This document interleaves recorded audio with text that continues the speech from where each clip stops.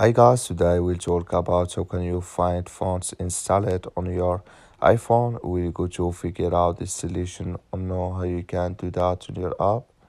So you just follow these ways, then it's going to work with you. All you have to do is you just click on settings here, just click on it. So then it's going to take you to your settings. It's going to show for you like this here. So then you go down, you just keep going down here. Then you click here on general here, just click on it. So then it's going to take you to this list. It's going to show for you like this here. So then all you have to do, you just go down here. Then you click here on fonts here, just click on it.